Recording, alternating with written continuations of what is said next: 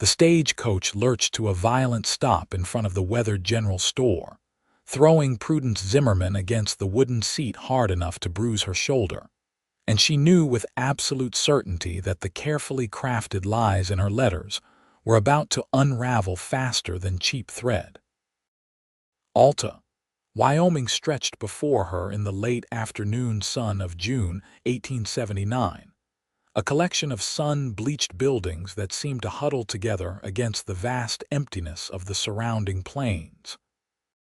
Prudence pressed her gloved hand against the coach window, her heart hammering so loudly she was certain the other passengers could hear it.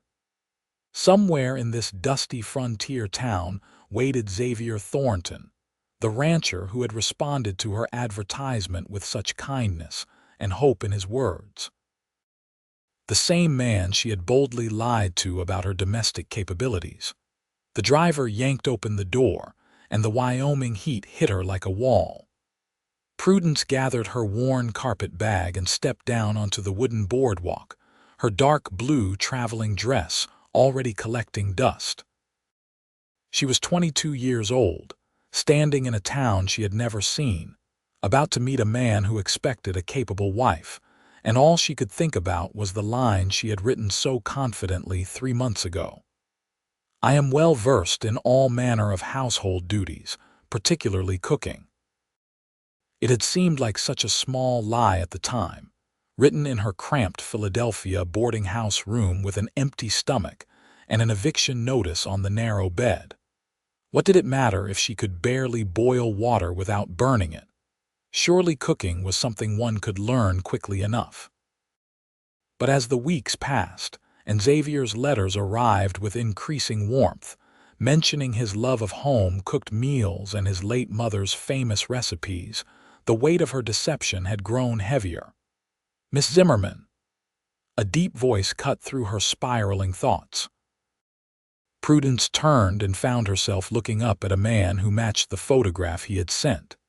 Yet somehow the small tintype had failed to capture the warmth in his hazel eyes, or the way the corners of those eyes crinkled when he smiled. Xavier Thornton stood well over 6 feet tall, broad-shouldered in a way that spoke of hard physical labor, with sandy brown hair that curled slightly at his collar. He held his hat in work-roughened hands, and his smile was so genuinely pleased that Prudence felt her deception like a knife between her ribs. "Mr. Thornton," she managed, her voice steadier than she felt. "Xavier, please," he said, reaching for her bag. "We're to be married tomorrow. I reckon we can dispense with formalities." His accent carried the lazy drawl of someone who had spent years under these wide skies, and despite her anxiety, Prudence felt something warm unfurl in her chest.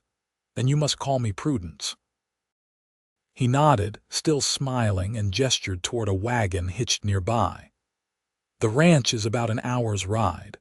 I've got rooms arranged for you at Mrs. Henderson's boarding house tonight. She's the preacher's wife, very respectable. Tomorrow, after the ceremony, I will take you home." Home. The word hung in the air between them, full of promise and expectation. Prudence climbed into the wagon, acutely aware of Xavier's hand at her elbow, steadying her. He smelled of leather and sage and honest sweat, and when he settled beside her and took up the reins, she noticed the way his capable hands managed the horses with easy confidence. "I hope the journey was not too difficult," Xavier said as they rolled down the main street of Alta. "I know it is a long way from Philadelphia." "It was manageable," Prudence said, which was a charitable description of 3 weeks of cramped trains, rattling stage coaches, and one memorably awful night in a Kansas way station where she had shared a room with 7 other women and more bedbugs than she cared to remember. Xavier glanced at her and something in his expression softened. "You are very brave to come all this way to marry a stranger."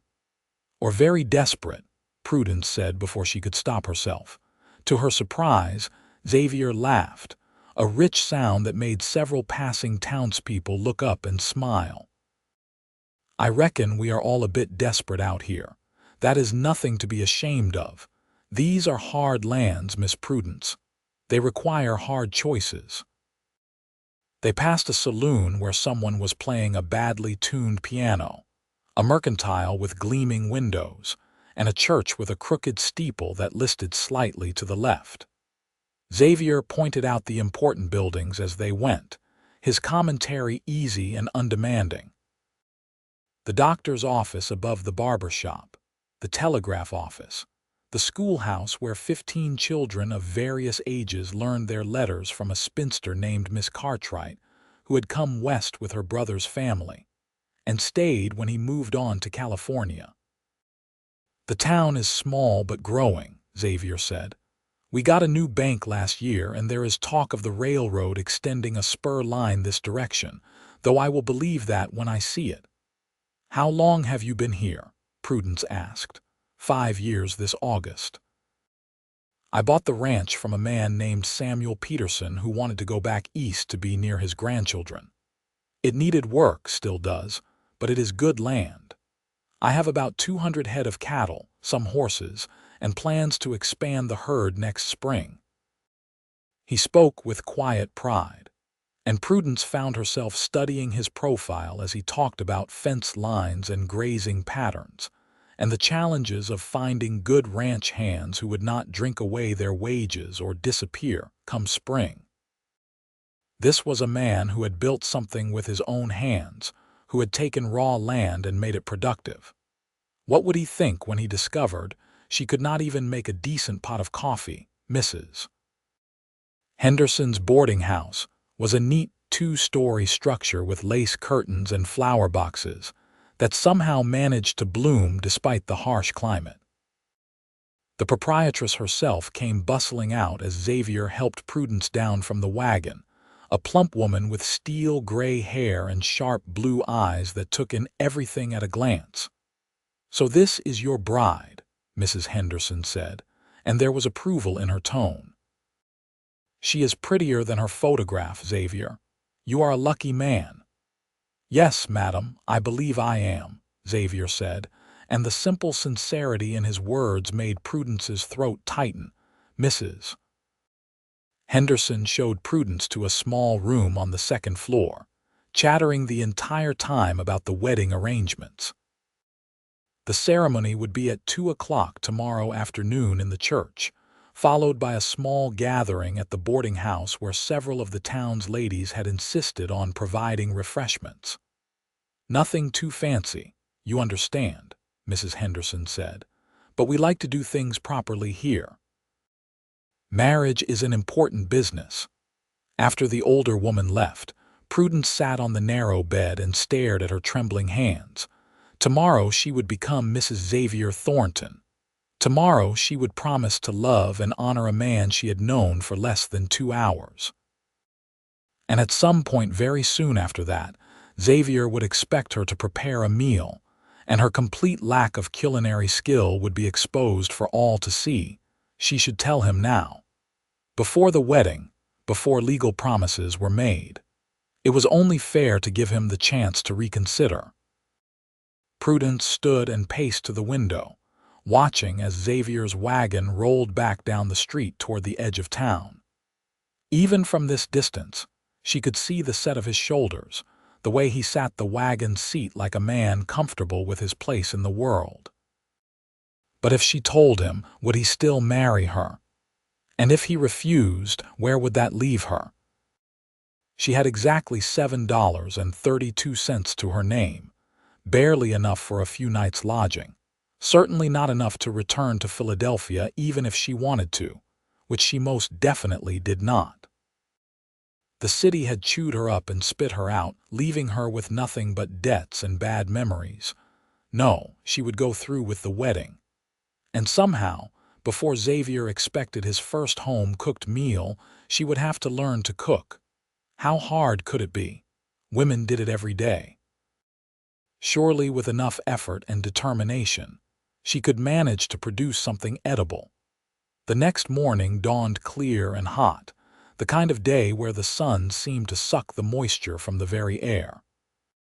Prudence bathed in the washroom down the hall, scrubbing away the travel dust and trying to calm her racing thoughts. She had brought only 2 good dresses with her, and she put on the better of the 2, a dove gray cotton with pearl buttons and lace at the collar that had been her mother's before illness took her 4 years ago. Mrs. Henderson knocked at precisely noon with a tray of food and a critical eye. "You need to eat something. Fainting at your own wedding would be a poor start to married life." The meal was simple but well prepared. Cold chicken, fresh bread with butter, and sliced tomatoes still warm from the garden. Prudence forced herself to eat, though every bite seemed to stick in her throat. The chicken was perfectly seasoned, the bread light and fluffy. Could she ever produce food like this? The prospect seemed increasingly unlikely. At 1:30, Mrs. Henderson returned with several other women in tow, all of them exclaiming over Prudence and offering advice and good wishes. A woman named Sarah Palmer pinned wildflowers in Prudence's dark hair, while her sister Martha adjusted the lace collar and pronounced Prudence lovely enough to make Xavier forget his own name. "He is a good man," Sarah said quietly as the others chatted. "A bit serious sometimes, but kind." "You could have done much worse." "How long have you known him?" Prudence asked. "Since he came to Alta. My husband works his ranch sometimes when there is extra work to be done. Xavier treats his hands fairly, pays on time, does not frequent the saloons or gamble away his earnings. There are not many like him out here." The simple praise made Prudence feel even worse about her deception, but there was no more time to dwell on it. Mrs. Henderson announced it was time to leave for the church, and suddenly Prudence was being swept along in a tide of well-meaning women, down the stairs and out into the brilliant afternoon sunshine. The church was small but had been decorated with more wildflowers and white ribbons that fluttered in the warm breeze. Inside, the wooden pews were perhaps a quarter full, mostly with people Prudence did not know but who smiled at her with genuine warmth. And there, standing near the altar in a dark suit that must have been uncomfortably hot, was Xavier. He turned as she entered, and the expression on his face made Prudence's steps falter. He looked at her as if she were something precious and unexpected, as if he could not quite believe his good fortune. Whatever happened after this, she thought, whatever difficulties arose from her lies, she would always remember the way Xavier Thornton looked at her in this moment. The ceremony itself passed in a blur. The preacher, Mr. Henderson, had a booming voice that seemed too large for his thin frame, and he spoke about duty and partnership and the sacred bonds of matrimony. Xavier's hand was warm and steady when he took hers, and his voice did not waver as he spoke his vows. When it was Prudence's turn, she heard herself promising to love and honor and obey, and meant every word even as the guilt twisted in her stomach. "You may kiss your bride," Mr. Henderson announced, and Xavier leaned down slowly, giving her every chance to turn away. Instead, Prudence met him halfway, and the kiss was soft and careful and full of restrained promise. As they walked back down the aisle together, now legally bound, Prudence caught sight of their reflection in one of the church windows. They looked right together, she thought. He tall and solid, she small and dark-haired at his side. They looked like a couple who belonged to each other. The gathering at the boarding house was livelier than Prudence had expected. Someone produced a fiddle, and there was dancing in the front parlor, though the space was barely large enough for 2 couples at a time. Xavier proved surprisingly graceful for such a large man, guiding her through a simple waltz with patient competence. "You dance well," Prudence said, a bit breathless from the movement and the heat. "My mother insisted all her children learn," Xavier said. "Said it was a mark of civilization, even on the frontier. I have 2 sisters back in Missouri, both married now with children of their own. You miss them, sometimes, but this is where I belong. I knew it the moment I saw this country." He looked down at her, his hazel eyes serious. "I hope you will come to feel the same way, Prudence. I know it is not what you are used to. It is rough and hard and sometimes lonely. But there is a freedom here that you cannot find in the crowded cities, a chance to build something that is entirely your own." Before Prudence could respond, Mrs. Henderson appeared with cake, and the moment was lost in a flurry of toasts and laughter and good-natured teasing. But Xavier's words stayed with her, wrapping around her heart like a promise. As the afternoon faded toward evening, Xavier touched her elbow gently.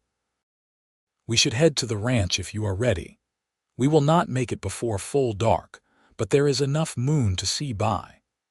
The wagon ride was quieter than the day before, both of them tired from the celebration and perhaps uncertain how to begin this new life together.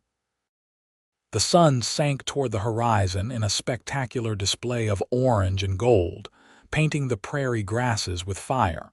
In the distance, the mountains rose like sleeping giants, their peaks still touched with snow even in June. "It is beautiful," Prudence said softly, and meant it. Xavier glanced at her with evident pleasure.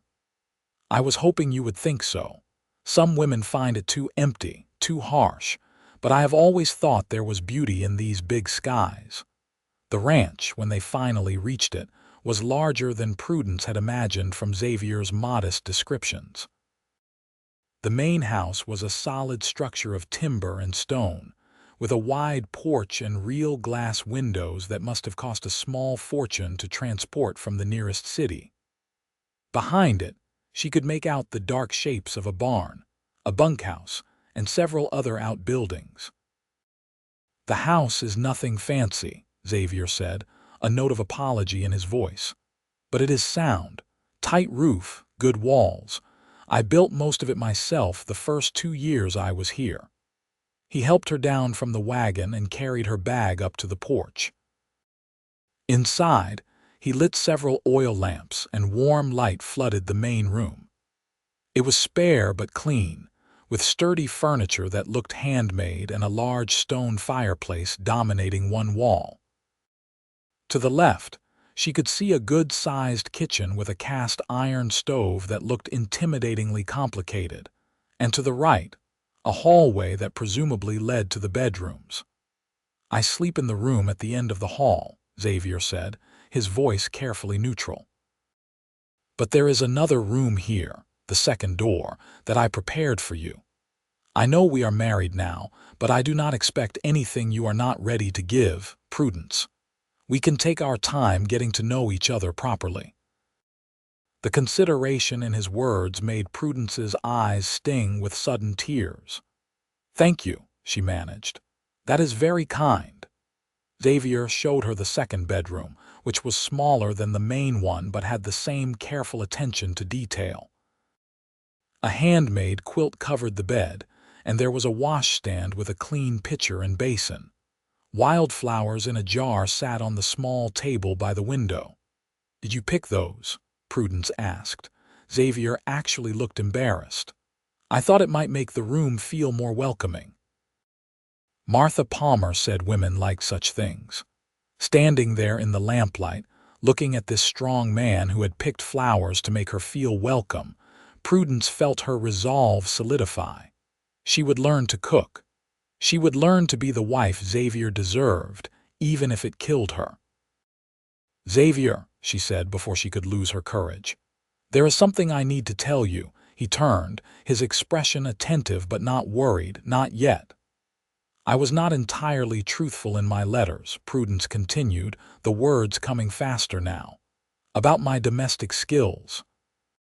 Specifically about cooking." Xavier waited, not speaking, and Prudence forged ahead. "I cannot cook. Not well, not at all, really. In Philadelphia, I lived in a boarding house where meals were provided. And before that, my mother did all the cooking. And after she died, my father and I ate mostly at cheap restaurants or had cold meals that required no preparation. I can make tea and toast bread if you watch it closely, and I once boiled potatoes that were mostly edible, but that is the extent of my abilities. I know I should have told you before. I know you have every right to be angry. But I was desperate, and you seemed so kind in your letters, and I thought perhaps I could learn quickly enough that it would not matter. I am so sorry." The confession came out in a breathless rush, and in the silence that followed, Prudence could hear her own heart hammering. Xavier's expression had gone still and unreadable, and she braced herself for anger or disappointment or a cold demand that she leave on the next stage. Instead, Xavier surprised her by laughing. Not mockingly, but with genuine amusement that lit up his entire face. "Is that all?" he asked when he could speak again. "All," Prudence echoed, bewildered. "Xavier, I lied to you about something important. You exaggerated your abilities in a letter designed to make yourself appealing to a potential husband," Xavier said, moving closer. "That is hardly a mortal sin, Prudence. I may have suggested my ranch was a bit more successful than it actually is, and I definitely chose the most flattering photograph I had for the tintype I sent you. But cooking is important," Prudence insisted. "You mentioned in your letters how much you enjoyed good meals, your mother's recipes." "I cannot provide any of that." Xavier reached out and took her hands in his calloused fingers warm around hers. "Prudence, look at me," she did, forcing herself to meet his eyes. "I did not send for a cook," Xavier said quietly. "I sent for a wife, a partner, someone to share this life with. Yes, I had hoped for home-cooked meals, but that is not why I chose you from all the other responses I received." "Why did you choose me?" The question slipped out before Prudence could stop it. Xavier smiled. "Because your letters made me laugh.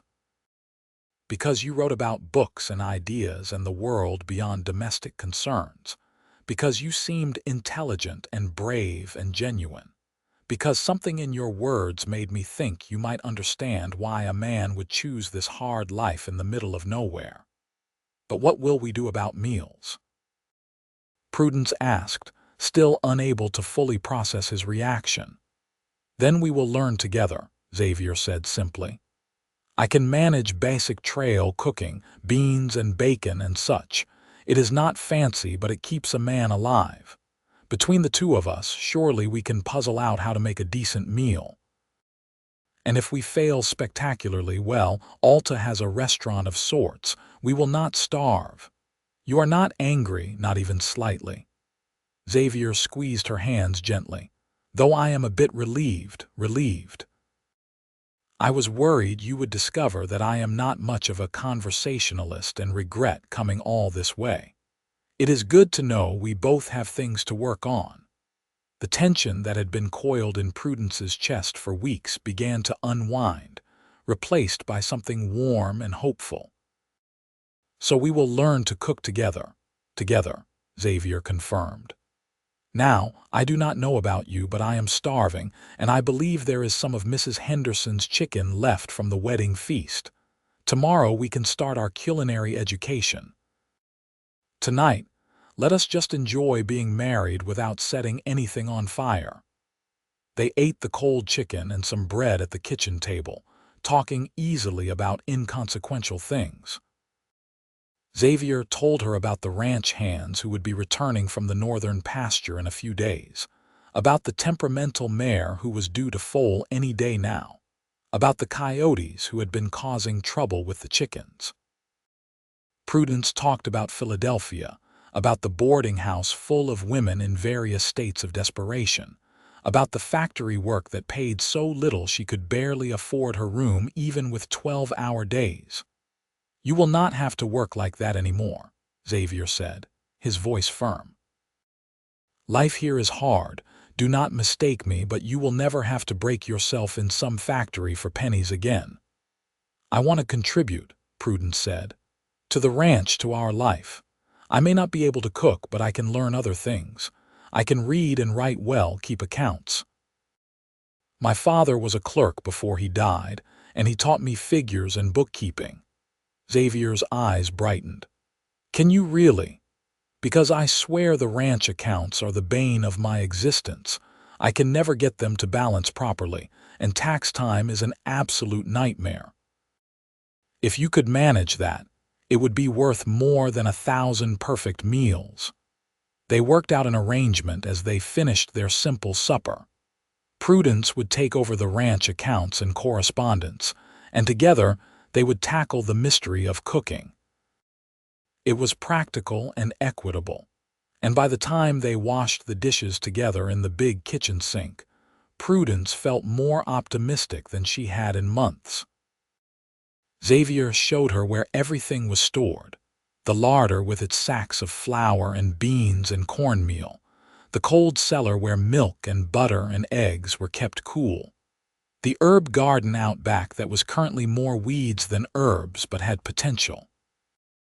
Then he walked her back to her bedroom door and bid her good night with old-fashioned courtesy. "Sleep well, Prudence Thornton," he said, and the sound of her new name made her smile. "Good night, Xavier." She closed the door and leaned against it, listening to his footsteps recede down the hall. Through the open window, she could hear night birds calling and the distant sound of cattle lowing. The air smelled of sage and dust and growing things, so different from the coal smoke and garbage stench of Philadelphia. Prudence changed into her nightdress and climbed into the unfamiliar bed, and despite her exhaustion, sleep was a long time coming. She kept thinking about Xavier's words, "Then we will learn together. Always." It was such a simple statement, but it held such promise. Not just about cooking, but about everything. Building a life, facing challenges, growing together instead of struggling alone. She must have finally dozed off because she woke to bright sunlight streaming through the window and the smell of something burning. Prudence threw on her wrapper and rushed to the kitchen to find Xavier standing over the stove, frowning at a skillet full of what might have once been eggs but now resembled charred rubber. "I was trying to surprise you with breakfast," he said ruefully. "But I think I may have proven that my trail cooking skills are not as reliable as I claimed." Prudence looked at the ruined eggs, at Xavier's sheepish expression, at the morning light turning his hair to gold, and started laughing. Within moments, Xavier was laughing too, and they stood there in the kitchen, married less than 24 hours, laughing over burned eggs like old friends. "Well," Prudence said when she could breathe again, "I believe this confirms that we both need cooking lessons." They scraped the eggs out for the chickens, who did not seem to mind the charred texture, and made do with bread and butter and the last of the cold chicken. Over this makeshift breakfast, they made a plan. "Mrs. Henderson is supposed to be an excellent cook," Xavier said. "And she always seemed to like me well enough. Perhaps she would be willing to teach us the basics." "Would that not be embarrassing?" Prudence asked. "The whole town learning that neither of us can cook," Xavier shrugged. "I suspect most of the town already assumes I live on beans and jerky. And there is no shame in admitting ignorance and seeking to fix it. Besides, Mrs. Henderson loves nothing better than being useful. I bet she would be delighted to take us on as students." So after breakfast, they drove back into Alta together, the wagon rattling over the rutted road. It was strange and pleasant to sit beside Xavier in the bright morning, to be going somewhere together as a married couple. Several people called out greetings as they passed, and Xavier waved back easily. Mrs. Henderson was indeed delighted by their request, though her delight was mixed with astonishment that two grown adults could be so helpless in the kitchen.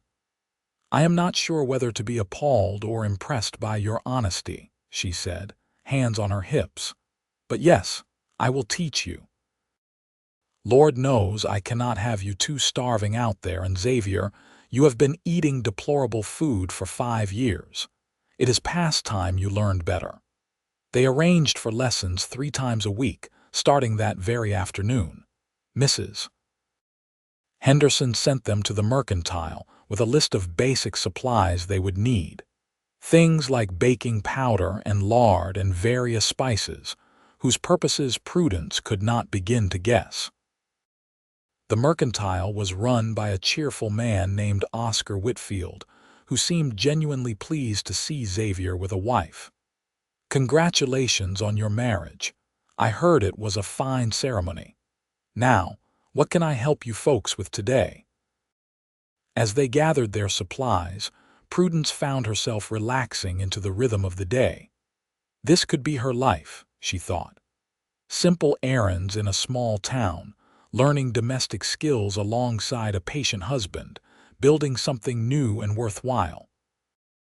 It was so far from anything she had imagined for herself back in Philadelphia, and yet it felt more right than anything she had done in years. Their first cooking lesson that afternoon was both humbling and encouraging. Mrs. Henderson started with something simple: biscuits. She demonstrated each step with clear instructions, then had them repeat the process while she watched with a critical eye. "No, Xavier, you cannot just dump the ingredients together like that," she scolded. "There is technique involved. Prudence, you need to work the dough less, not more. You are making it tough." They produced a batch of biscuits that Mrs. Henderson declared acceptable for a first attempt, though nothing to write home about. Xavier and Prudence ate them anyway, slathered with butter and honey, and agreed they were the best biscuits they had ever made, which was technically true. Over the following weeks, a pattern emerged.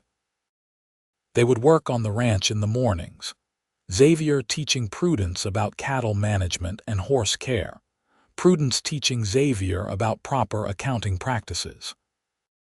She discovered that the ranch was actually more successful than he had let on, though his bookkeeping was so chaotic it was nearly impossible to tell. "You have been paying too much in taxes," she told him one morning, bent over the ledgers at the kitchen table. "Look here, these expenses are deductible, but you never claimed them." Xavier looked over her shoulder, close enough that she could feel his warmth. "Can you fix it?" "I think so. It may take some correspondence with the territorial office, but yes." In the afternoons, they would go to town for their cooking lessons, gradually working their way through Mrs. Henderson's curriculum. After biscuits came gravy, then fried chicken, then pot roast with vegetables. Each lesson brought new disasters and small triumphs. They burned things and oversalted things, and once made a cake that somehow came out both dry and undercooked simultaneously. But they were learning together, and slowly the kitchen began to feel less like enemy territory and more like a place where they could create something nourishing and good. The ranch hands returned in mid-July, 3 weathered men named Tom, Bill, and a taciturn older fellow called simply Dutch. They seemed surprised but pleased that Xavier had acquired a wife and treated Prudence with rough courtesy. She made a point of learning their names and preferences, asking about their work, treating them like valued employees rather than servants. "Your wife is a good woman," Tom told Xavier one evening when he did not know Prudence was within earshot. "Smart, too. She figured out that problem with the water rights just by reading the property documents." Prudence had indeed discovered that Xavier owned rights to a creek that ran through his property and extended onto the neighboring ranch, a fact that could have been worth money if properly managed. But rather than exploiting it, she and Xavier had worked out a fair arrangement with the neighbor, a widow named Mrs. Patterson, who was struggling to keep her small spread running after her husband's death. "We have enough," Prudence had argued when Xavier suggested they could charge more. "And she does not. What good is legal advantage if it means driving a neighbor into poverty?" Xavier had agreed with her immediately, and the look in his eyes had made Prudence's heart skip. It was not quite love yet, she thought, but it was something warm and solid and growing stronger each day. By August, They could prepare basic meals without supervision, though Mrs. Henderson still insisted on weekly lessons for more advanced techniques. Prudence was particularly proud of her bread, which was actually rising properly now, and Xavier had developed a talent for seasoning that made even simple stews taste remarkably good. "I think we are becoming competent," Prudence said one evening as they prepared dinner together, moving around the kitchen in the comfortable synchronization they had developed. "Competent is generous," Xavier said, but he was smiling. "Though I will admit we have not poisoned anyone yet, so that is progress." They were sitting down to eat, a respectable meal of roasted chicken and vegetables, when Prudence felt Xavier's hand cover hers on the table. She looked up, meeting his eyes. "I want you to know," he said quietly, "how much these last months have meant to me. Having you here, working beside me, learning together. It is more than I hoped for when I sent that advertisement." "For me too," Prudence said, turning her hand to lace her fingers through his. "I came here expecting an arrangement, a practical solution to practical problems. I did not expect to find a true partner." "Prudence," Xavier said, and then seemed to gather his courage. "I know we married as strangers and I promised to give you time. But I need you to know that my feelings have grown beyond simple partnership.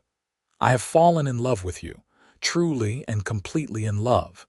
If you do not feel the same, I understand and nothing needs to change between us. But I could not go another day without telling you." Prudence's throat tightened with emotion. Looking at Xavier across their simple table, at this good man who had met her lies with grace and her fears with patience, she knew her answer with absolute certainty. "I love you too," she said.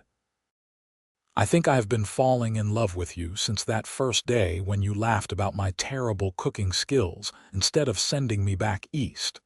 You are everything I did not know I needed, Xavier Thornton." Xavier stood and pulled her to her feet, and this time when he kissed her, there was nothing careful or restrained about it. It was a kiss full of promise and passion, and the certainty of two people who had found their way to each other through honesty and hard work. That night, Prudence did not sleep in the second bedroom. She went to Xavier's room at the end of the hall, and he welcomed her with tenderness and joy. They came together as husband and wife in truth, learning each other's bodies with the same patient attention they had brought to learning cooking, and it was sweet and intense and absolutely right. In the morning, Prudence woke wrapped in Xavier's arms, sunlight streaming through the window, and felt completely at home. This was where she belonged, not Philadelphia with its crowds and smoke and loneliness, but here in this wide open country with this good man beside her. Over breakfast, simple oatmeal with honey that they made together without burning anything, Xavier told her about his plans for the ranch. "I want to expand the cattle operation," he said, "but I have also been thinking about horses. There is good money in breeding quality horses for the cavalry, and for ranchers who need reliable stock. With your head for figures and my knowledge of the animals, I think we could build something substantial." "Tell me more," Prudence said, and they spent the next hour sketching out plans and possibilities, their heads bent together over coffee and dreams. The weeks turned to months, summer fading into the crisp gold of autumn. The cattle were driven to market in September, and Xavier got a better price than expected, thanks in part to Prudence's careful documentation of the herd's lineage and health records. They celebrated by buying a fine mare from a breeder in Utah, the foundation of their planned horse program. In October, Prudence realized her monthly courses were late. She waited another week to be certain, then told Xavier one evening as they sat together on the porch, watching the sunset paint the sky impossible colors. "I am with child," she said simply. "Due sometime in the spring, I think." Xavier went very still beside her, then let out a whoop of joy that startled the chickens in the yard. He scooped Prudence up and spun her around, laughing like a boy. "We are going to have a baby," he said, his voice full of wonder. "A son or daughter, our child. Are you pleased?" Prudence asked, though his reaction made the answer obvious.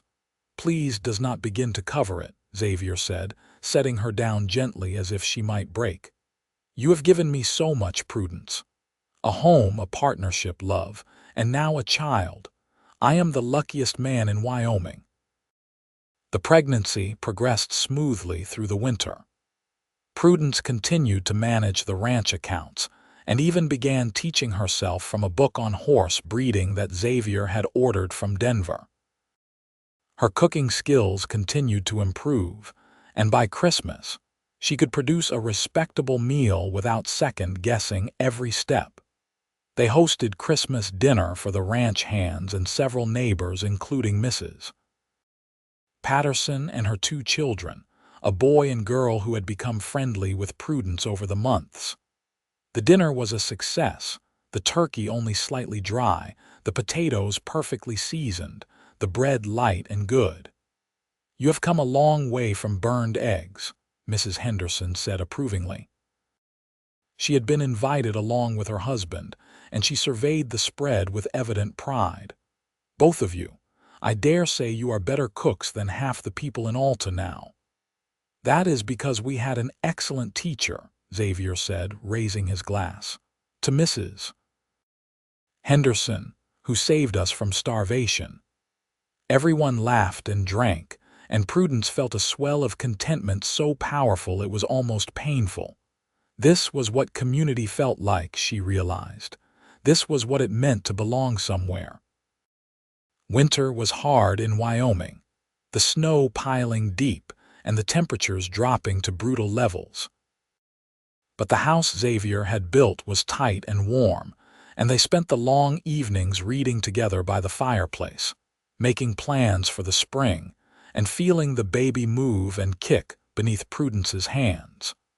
"You think it is a boy or girl?" Xavier asked one night, his hand splayed across her swollen belly. "I do not know," Prudence said, "but I hope they have your kindness and your laugh, and your intelligence and your courage," Xavier countered. The baby came on a warm day in April 1880, after a labor that lasted through the night and into the following morning. Mrs. Henderson attended the birth along with the doctor from town, and Xavier wore a path in the kitchen floorboards with his pacing.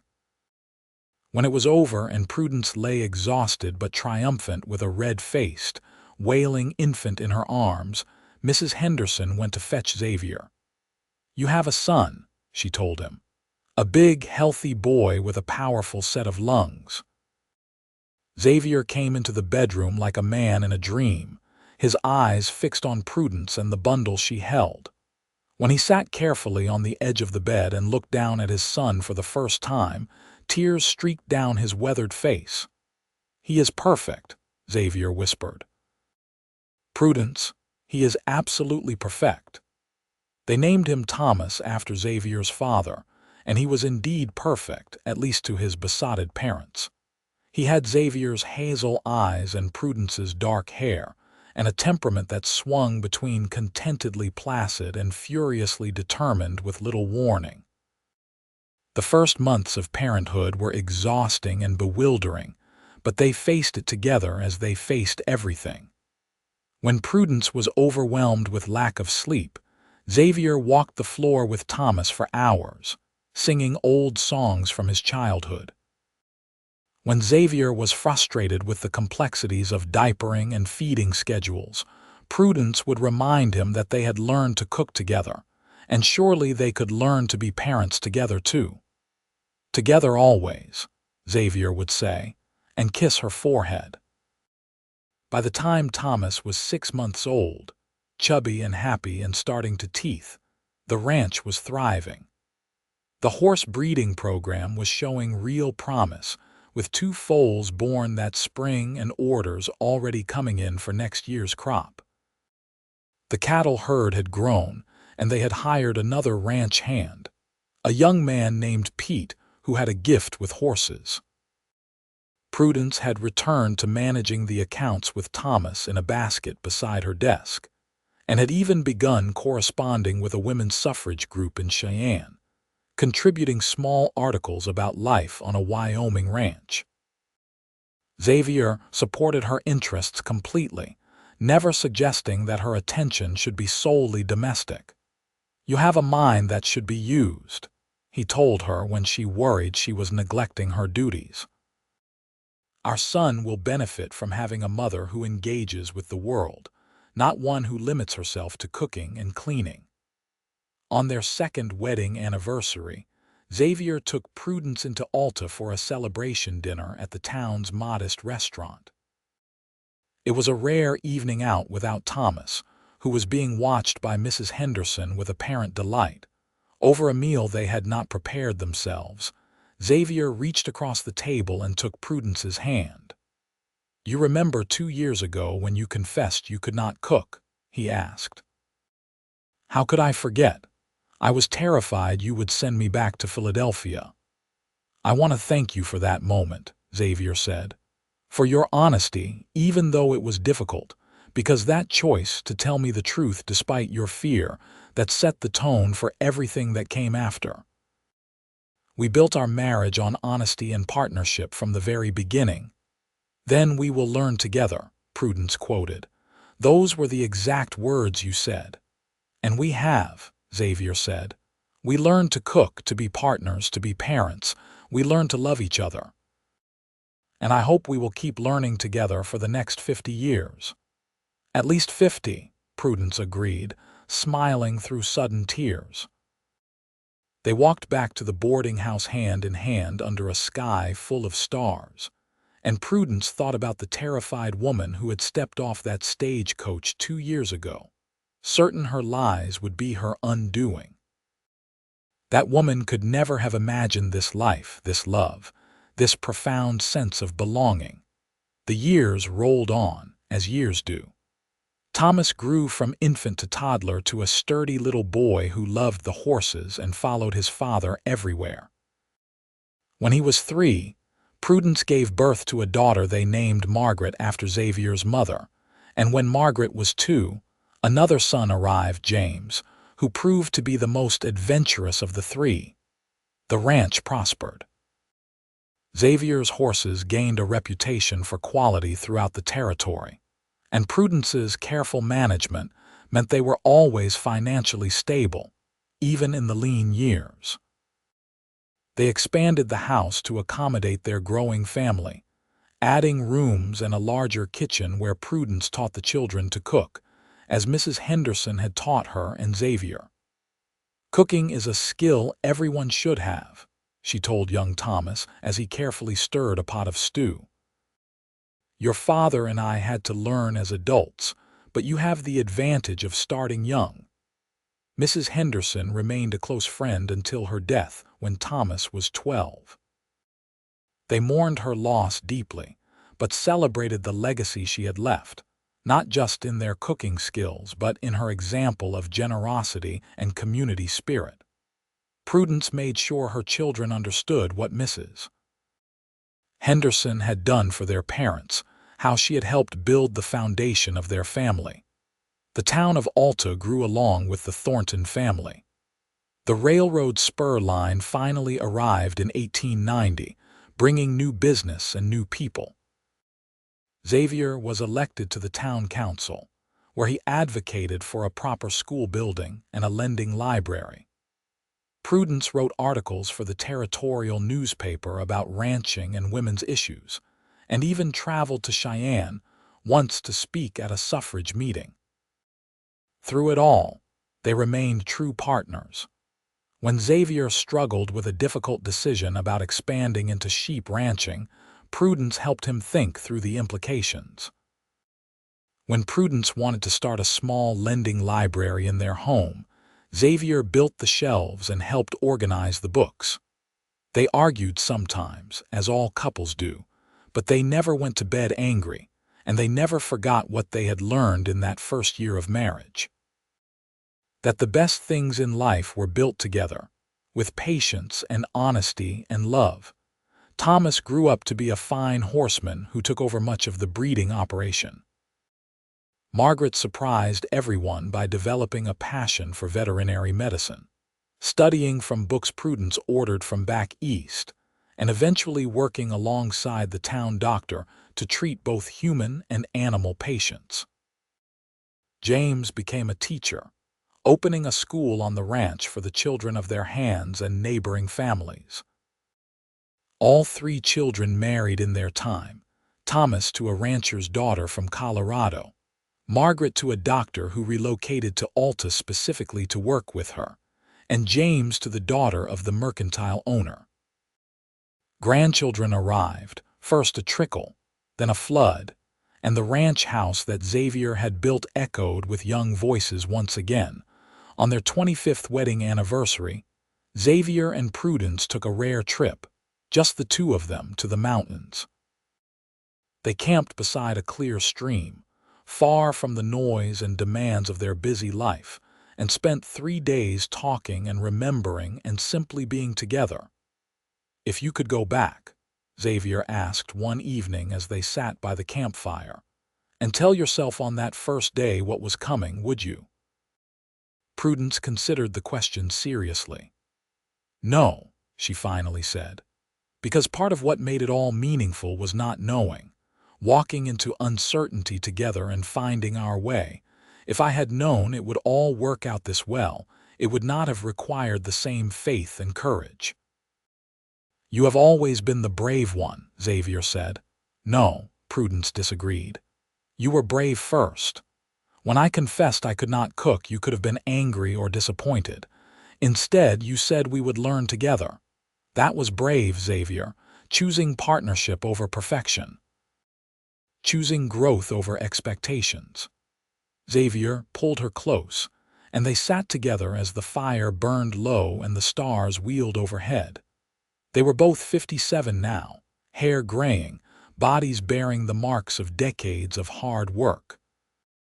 But when Prudence looked at Xavier, she still saw the young man who had greeted her at the stagecoach with such hope in his eyes. And when Xavier looked at Prudence, he saw not just the woman she had become, but all the women she had been. The desperate mail-order bride with more courage than cooking skills, the new wife learning to be a partner, the mother nursing their children, the rancher's wife who could ride and rope as well as any man, the writer whose words reached beyond their small corner of Wyoming, the grandmother who told stories and taught lessons and loved fiercely. They returned to the ranch after their 3 days, back to the noise and bustle of their large, complicated, wonderful family. But they carried something precious from that time alone, a renewed appreciation for the journey they had taken together. More years passed. Wyoming achieved statehood in 1890, and Prudence was invited to Cheyenne to witness the signing. Alta continued to grow, becoming a proper town with electric lights and a telephone exchange. The ranch modernized too, though Xavier resisted some of the newfangled equipment, preferring the old ways he knew and trusted. In 1904, on a warm June day very much like the day Prudence had first arrived in Alta, they celebrated their silver wedding anniversary with a massive party that seemed to include half the territory. All 3 children were there with their families, and countless friends and neighbors who had been part of their lives over the decades. Mrs. Patterson, now in her 80s, gave a toast that made everyone laugh and cry. 25 years ago, I watched a young woman step off a stagecoach looking terrified and a young man looking hopeful, and I wondered if it would work. A mail-order marriage seemed such a risky business. But Xavier and Prudence proved that the best marriages are not made in heaven. They are built on earth, day by day, choice by choice, with honesty and work and love. They have been an example to this entire community of what partnership truly means. Late that night, after everyone had gone home and the house was finally quiet, Prudence and Xavier sat on their porch as they had done countless times before. Thomas, now 24 and preparing to take over the ranch entirely, had asked earlier if they were thinking about retiring, maybe moving to a smaller place in town. "What do you think?" Xavier asked Prudence now. "Are we ready to slow down?" Prudence looked out at the land they had built into a thriving ranch, then back at the house where they had raised their children and welcomed their grandchildren. "So much history here, so many memories." "Not yet," she said. "I am not ready to leave this place. Besides, Margaret wants to start a proper veterinary clinic in the barn office, and James is talking about expanding the school. They still need us."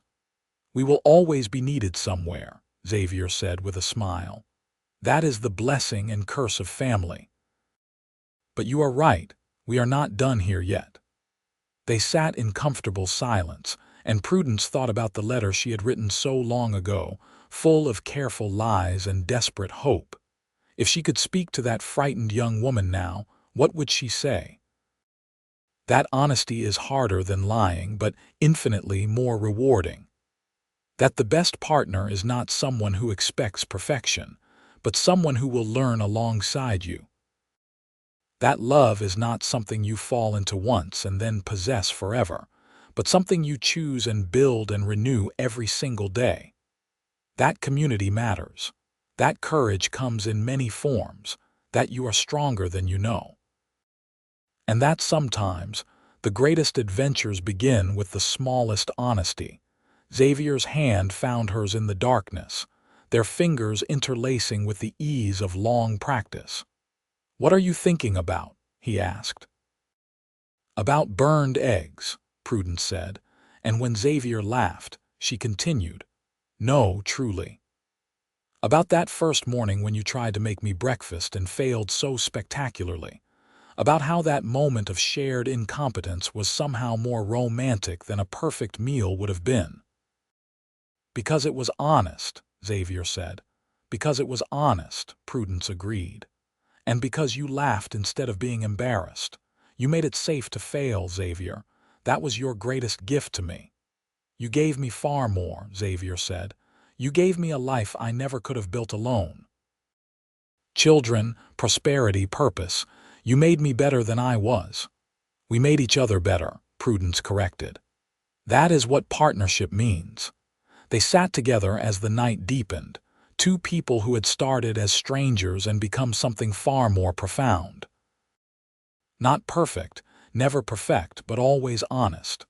Always partners. Always learning together. The years continued their march. Xavier and Prudence did eventually step back from the day-to-day ranch operations, though they never fully retired. There was always something that needed their attention. Some grandchild who needed advice or comfort. Some town issue that required their experience and wisdom. They grew old together, which was its own gift.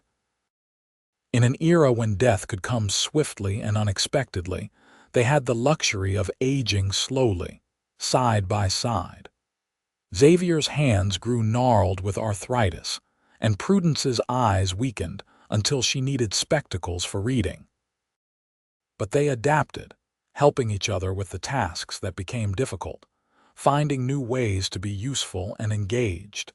In 1910, when Prudence was 68 and Xavier 70, they finally made the decision to move to a smaller house on the edge of town. The ranch had become too much for them to manage, even with Thomas running the daily operations. Margaret had indeed opened her veterinary practice, the first woman veterinarian in Wyoming, and had built a thriving business. James's school had grown to serve 40 students from across the county. Their children and grandchildren helped with the move, and there was both sadness and satisfaction in leaving the house Xavier had built all those years ago. But the smaller place in town had its own charms. A garden where Prudence could grow flowers and vegetables without the prairie wind constantly threatening to strip everything away. A close proximity to the library and church and friends. They settled into a new routine, slower but still purposeful. Xavier whittled and made toys for the great-grandchildren who were starting to arrive. Prudence wrote her memoirs, encouraged by Margaret, who insisted that her mother's story needed to be preserved. Writing about those early days, Prudence found herself marveling at her younger self's courage and foolishness in equal measure. How terrified she had been, how certain that her lies would destroy any chance of happiness. How wrong she had been about what mattered. She wrote about the moment of confession, trying to capture Xavier's reaction precisely. That laugh, so unexpected and genuine. The words that had changed everything. Then we will learn together. Always. Always, Prudence said softly, writing the word with her careful script. That had been his promise, and he had kept it. Through 31 years of marriage so far, through challenges and triumphs, through the ordinary daily business of building a life, he had been her partner. Always. The town of Alta celebrated its 50th anniversary in 1911, and Xavier and Prudence were honored as pioneer citizens, among the oldest residents who had been present for much of the town's growth. They sat on a dais with other old-timers and watched the parade, the children's performances, the speeches by various civic leaders. "We built something good here," Xavier said, watching young families enjoying the celebration. "Not just us, but all of us together, this community." "We did," Prudence agreed. "And it will outlast us, which is exactly as it should be." They lived to see their youngest grandchild graduate from the school James had built, to hold their first great-great-grandchild, to witness Margaret receive a national award for her contributions to veterinary medicine. They lived to see the town install electric streetlights and pave the main street, changes that seemed both wonderful and slightly absurd to people who remembered when Alta had been nothing but a cluster of wooden buildings fighting against the eternal wind. In the spring of 1914, Xavier fell ill with pneumonia. He recovered, but slowly, and he never quite regained his full strength. Prudence nursed him through the difficult months, and their children took turns coming to help, bringing food and comfort and company. One warm evening in July, as they sat together in their small garden, Xavier took Prudence's hand. "I need you to know," he said, his voice weaker than it once had been but still warm, still him, "that every day with you has been a gift, even the hard days.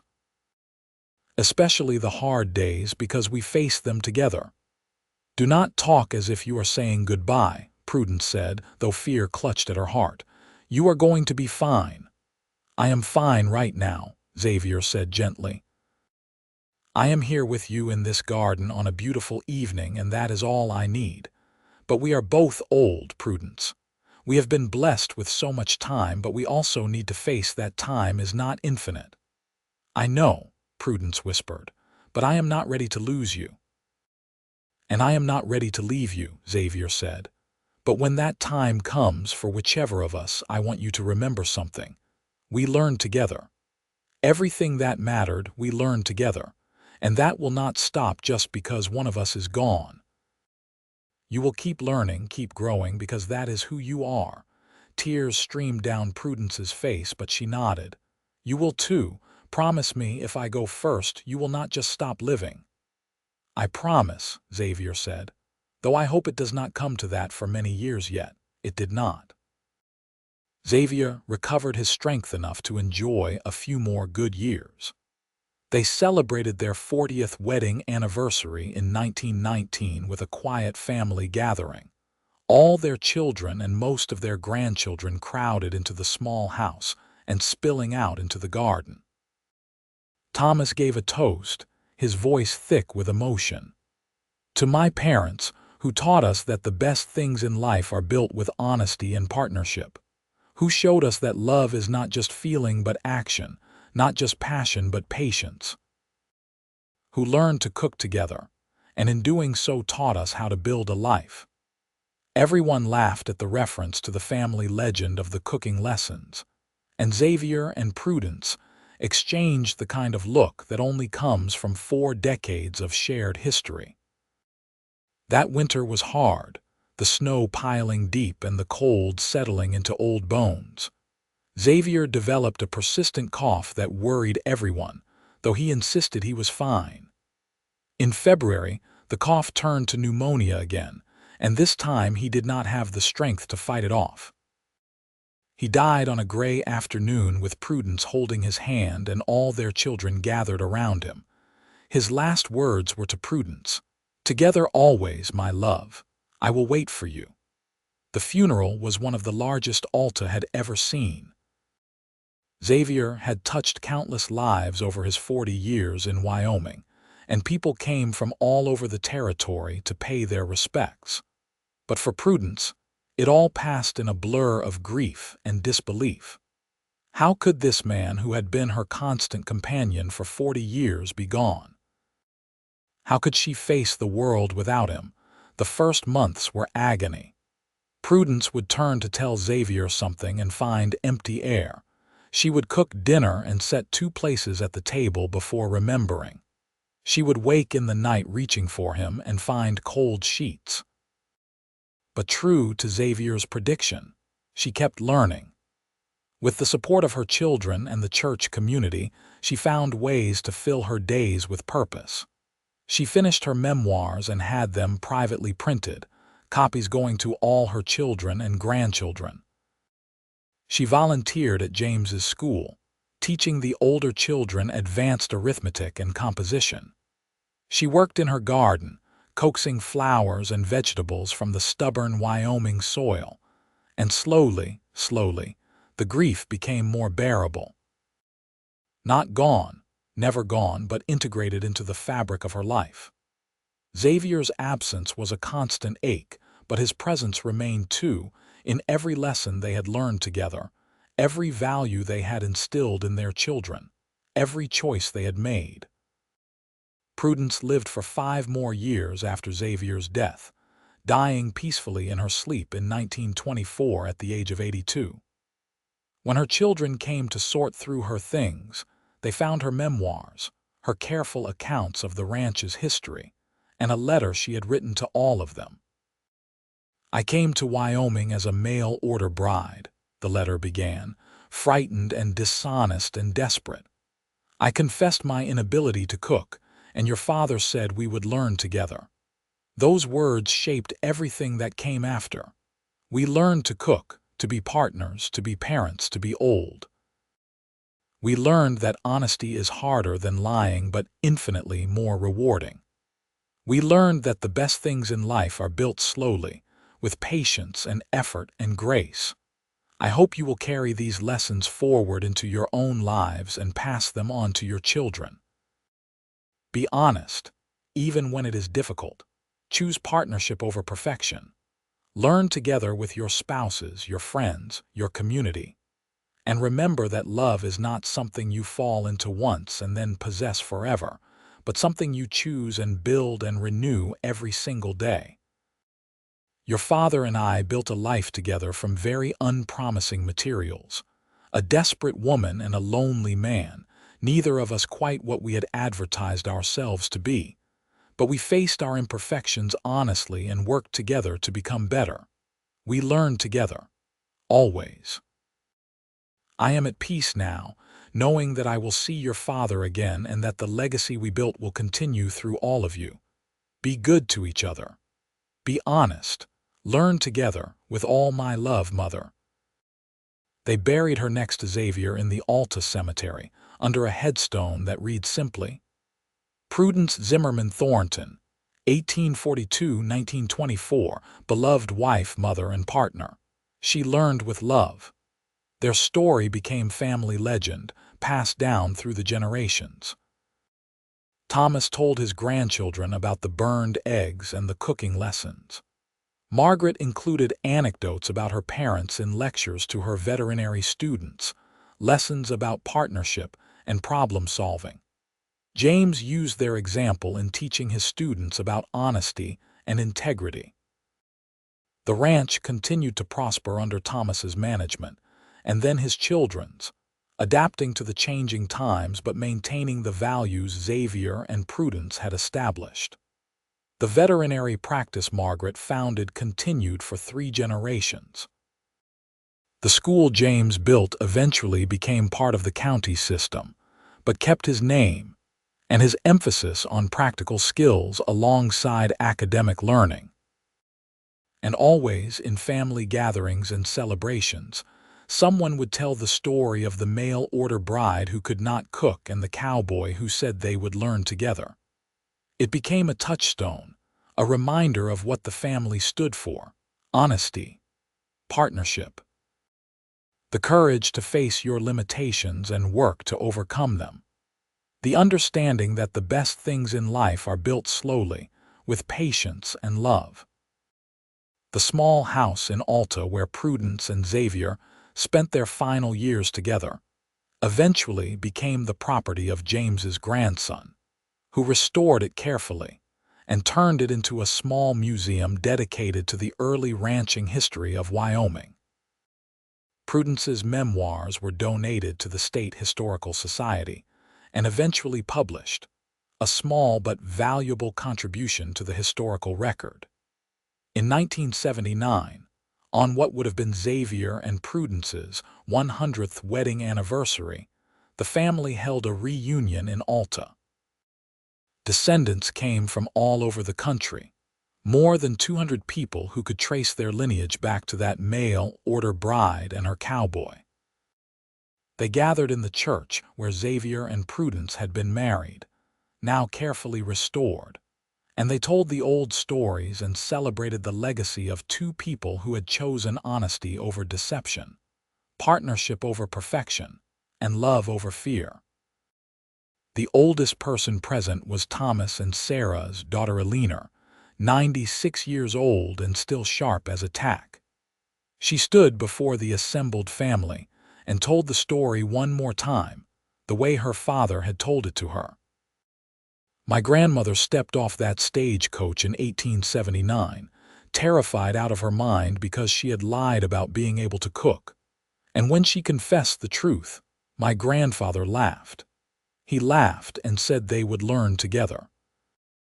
Those 4 words, "we will learn together," became the foundation of everything. Not just learning to cook, but learning to be partners, to be parents, to face challenges, to build a life. They learned together, and in doing so, they built something that has lasted for 100 years and will last for 100 more. So when you face your own challenges, when you are tempted to hide your weaknesses or pretend to be more than you are, remember Xavier and Prudence. Remember that honesty and partnership will take you further than any pretense. Remember that the best things are built slowly, together, with patience and love. Learn together, always. The words echoed in the old church, carrying the weight of a century and the wisdom of 2 people who had taken a chance on each other and built something beautiful. Outside, the Wyoming wind blew across the prairie as it had always done, constant and eternal. Inside, a family celebrated the legacy of love and partnership, honesty and courage. The story of the mail-order bride who could not cook and the cowboy who said they would learn together had become more than just a personal history. It had become a testament to the power of honesty, the strength of partnership, and the enduring nature of love built on truth and trust. And in that, Xavier and Prudence Thornton achieved something far greater than they could have imagined on that hot June day in 1879, when they first met in front of a weathered general store in a dusty frontier town. They built a legacy that would echo through generations, a reminder that the most powerful words in a relationship are not "I love you," though those matter too, but "we will learn together," always.